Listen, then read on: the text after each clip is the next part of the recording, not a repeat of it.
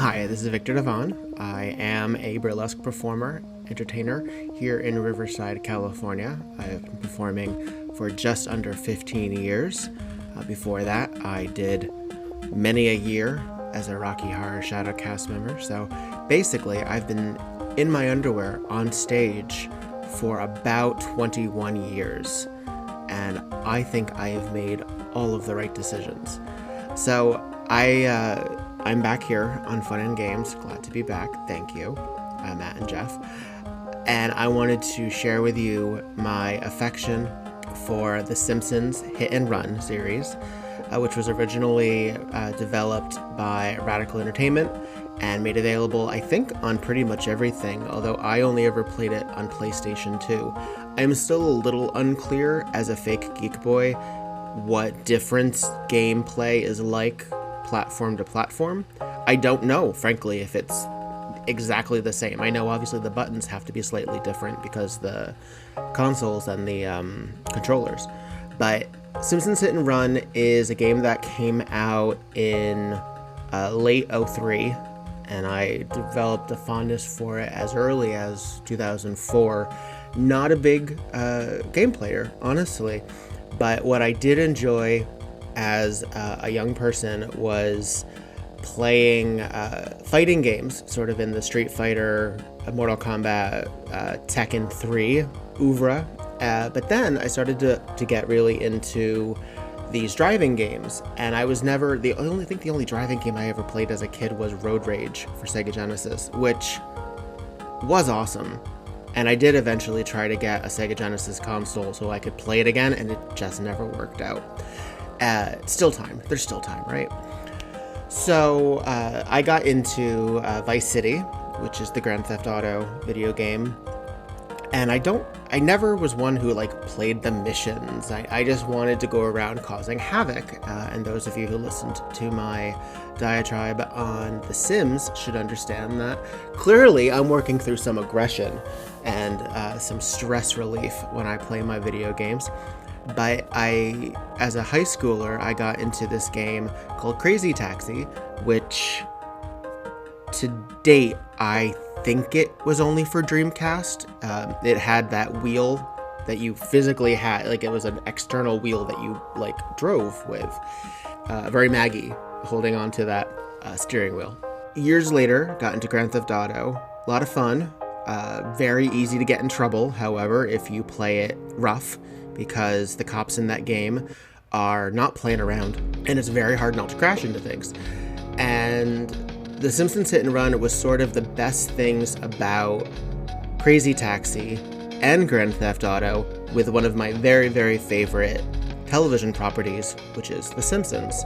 And the whole point is that you get to basically, run amok in downtown Springfield and see all of the characters. It is a little jarring to see them in 2003 version of Third Dimension.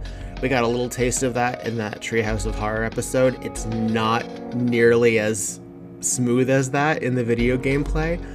So some of them render a little better than others. Homer's pretty good, Marge is pretty good. Lisa looks a little odd. Some of the secondary and tertiary characters, varying degree of success. But the whole point is basically you start off as Homer, and you have to do all these quick missions, sort of, get the concept of the gameplay. And you have to go to the Quickie Mart, you have to go to the power plant, you have to go back home. And while it's under this odd concept of there's surveillance happening in the town, and all of the video cameras are like these wasps. I don't know. It's all just a device to get you into the car and crash into things. But it's timed, just like Crazy Taxi was. So you actually have to go from one place to another and within a certain amount of time and accomplish these things. And that's never really been my jam. As I said, I was never good at that in Grand Theft Auto. I was pretty good at that in Crazy Taxi. You learn. And since Springfield is this more or less, it's somewhat consistent. It's sort of, they clearly, these folks in 30 plus seasons, but at the time a couple teen seasons, had an understanding of what the layout of Springfield was, at the very least, even though it sometimes depends how long it takes to go from the Simpson household to the power plant in the show. Sometimes things are further and closer depending on the plot. Here, at the very least, the layout stays consistent. So if you have a pretty good memory of what you pass as you go places, you can maneuver pretty well, and it does have that little map in the corner that tells you where you are in relation to your goal.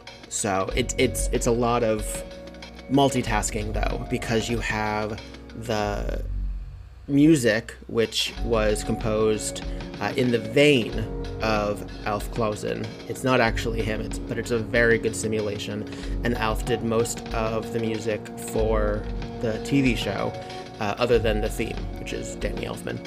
And so you have this great score, a lot of fun to listen to as you play, and you have the original voice cast. So you actually get Dan Castellaneta, you actually get Nancy Cartwright and Julie Kavner and Yardley Smith, and it's just a lot of fun to listen to while you're playing.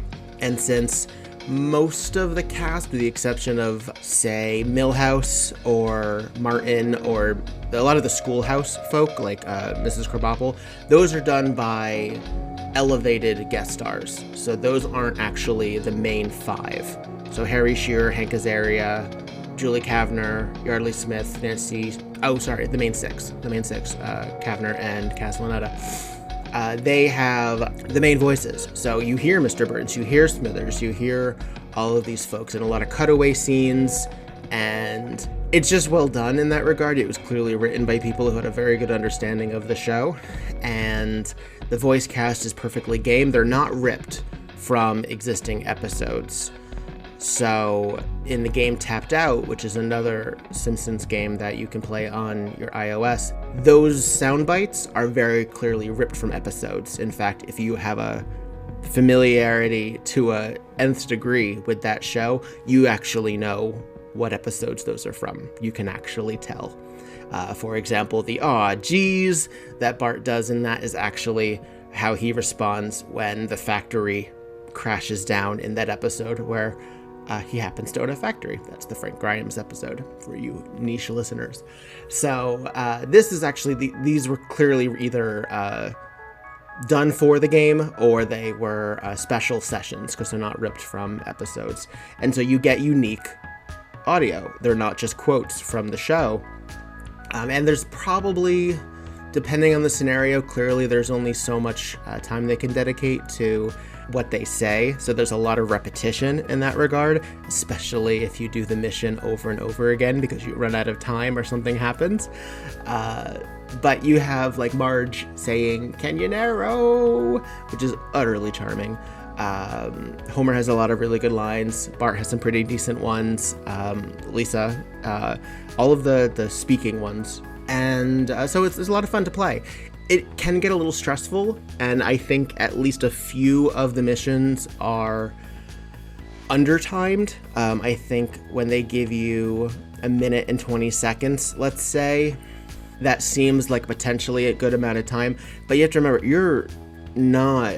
this isn't smooth gameplay. You're still going to bump into things. You're still going to wreck your car potentially. And that's another element that from Grand Theft Auto, where the car can get destroyed. You can fix it, and there are tokens and things like that you can acquire during the gameplay. But you also, if you crash into enough things, then Police Chief Wiggum comes after you, and you lose about 50 coins, which is a lot for the gameplay. It's a lot for the gameplay. You're not Sonic the Hedgehog. And you have to start again. And that can get annoying. But you can avoid him. If you can avoid him after he comes on your tail, then, because that's the hit and run unlock or, penalty. If you avoid him and he doesn't ram into you, then you can get away with it. Just like Grand Theft Auto when it comes to those stars that you get. So a lot of fun, very much enjoy it. And if you have an opportunity to play it, it was released as like a greatest hits for a couple of the platforms. And so I have a copy of it. It's, I think, first generation, however, and I was able to get a friend to, actually, Jeff, your host of Fun and Games, and his wife, Sarah, gifted me their extra console of the PlayStation 2, and the first thing that I bought was Simpsons Hit and Run. The second thing that I bought was the other Simpsons video game, Road Rage, which is also a lot of fun. So yeah, that's basically it. A lot of fun. Only really get into it if you're into The Simpsons, because it's very The Simpsons. But if that's a plus for you, then I absolutely recommend it. So you can find me on all kinds of places at Viktor Devonne, VIKTORDEVONNE. As things continue to open up, I will be re-entering the stage floor hopefully soon as a burlesque performer. For the moment, I've been doing a lot of digital shows under the White Elephant Burlesque.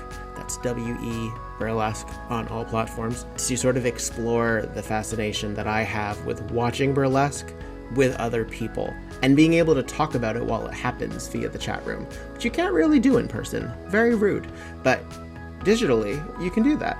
So that has been a lot of fun as well.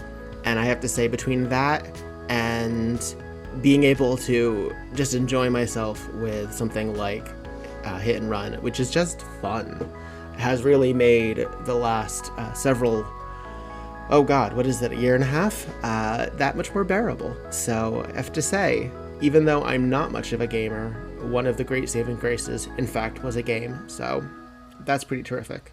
Happy gaming.